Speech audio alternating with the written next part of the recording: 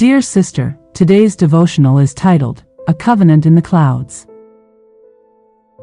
Key verse, Genesis chapter 9, verse 11. And I will establish my covenant with you, neither shall all flesh be cut off any more by the waters of a flood, neither shall there any more be a flood to destroy the earth. The ark has come to rest. The waters have receded.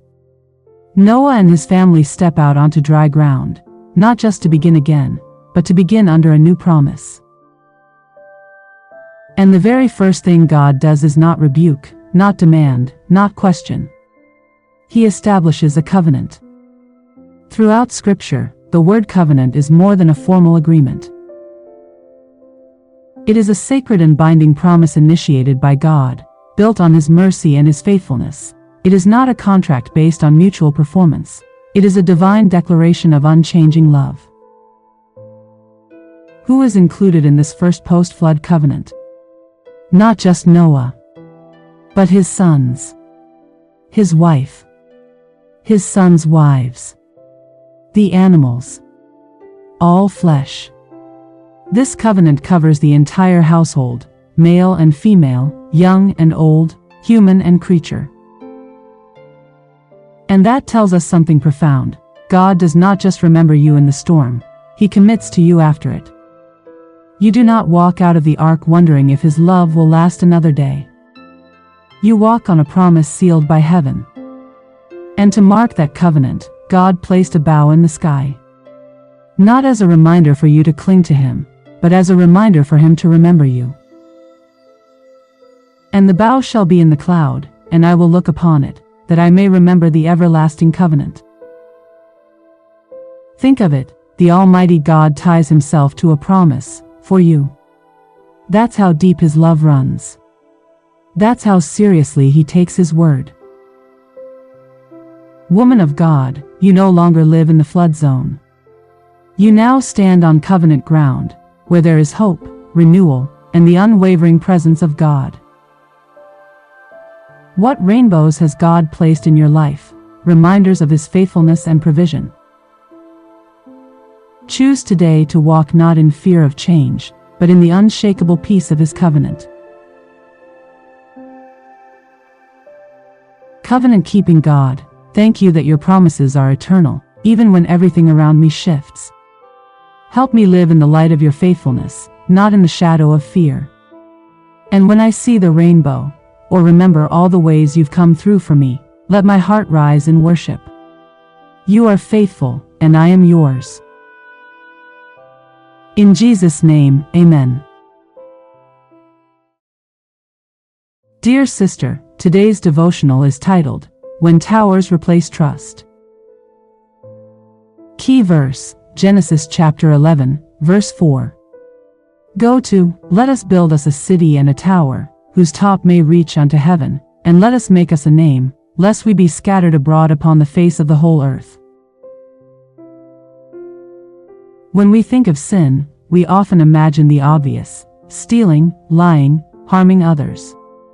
But in Genesis 11, sin comes wrapped in the appearance of unity, innovation, and ambition. A people come together, not to worship God, but to exalt themselves.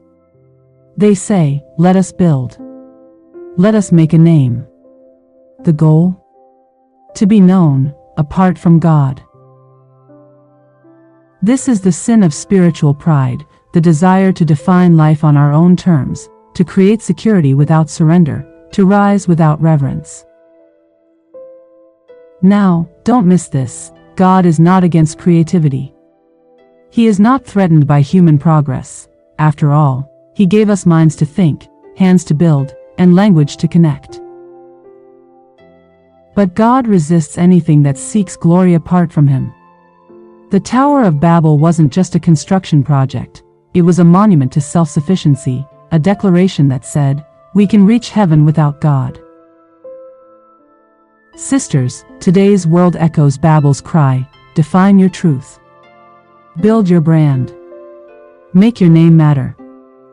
It sounds empowering, but if it's not built on surrender to Christ, it's just another tower doomed to fall.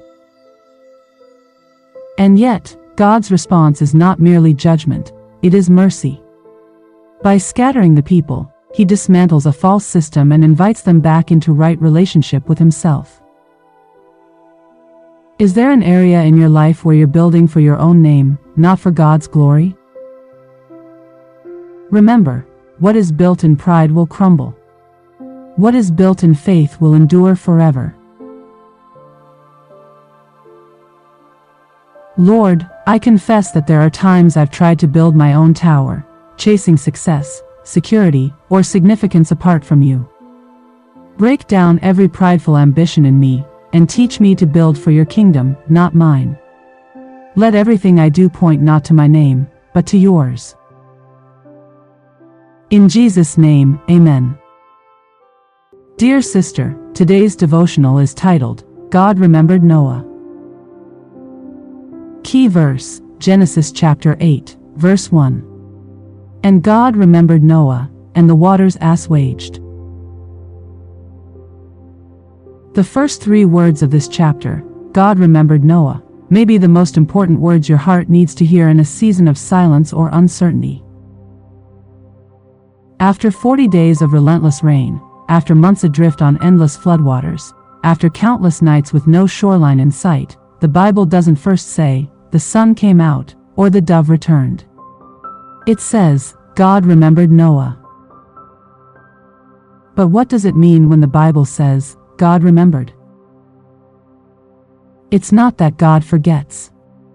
To remember, in biblical language, means that God begins to act on behalf of his covenant love. When God remembered the Israelites in Egypt, he rescued them. When God remembered Rachel, she conceived. When God remembers you, he is preparing a new chapter. Daughter of God, maybe you're in what feels like an ark season, floating, waiting, surrounded by silence. But don't mistake heaven's quiet for heaven's absence. God remembers. And when he remembers, he moves. Notice something else, even when the waters receded, Noah didn't rush out. He waited until God said, go forth out of the ark. True faith is not only shown in endurance, it is revealed in waiting for God's timing. And when Noah finally stepped onto dry ground, what was his first act? Not building a house. Not organizing supplies. He built an altar. He worshipped.